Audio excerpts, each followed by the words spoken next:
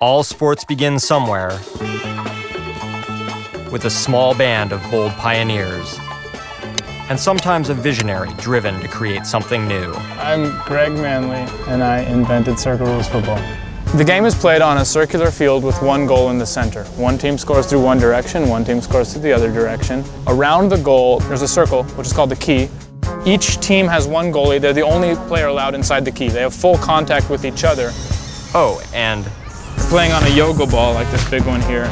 different sports are invented for different reasons.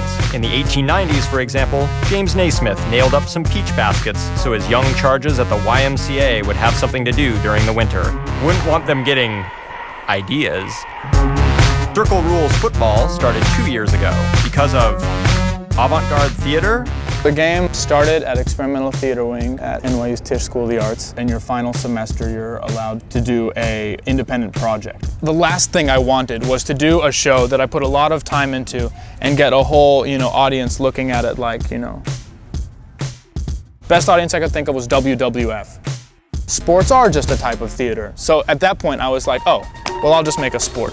Somehow, this whimsical creation not only survived, but thrived. Nearly every weekend for 2 years, a small but dedicated band of Circle Rules players has gathered in Brooklyn's Prospect Park to explore the game's potential. Nobody is coming at it with a ton of experience. So you never know if you're going to get a new person, they may end up kicking everyone else's butt. New players are constantly discovering the game. It happens almost every time we play. We get people either been like, oh, we've seen you play before, can we play, or what's this?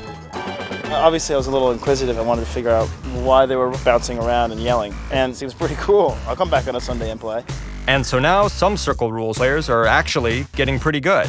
Playing a sport that's so new, one advantage is that if you really put your energy into it, you can be the best at it.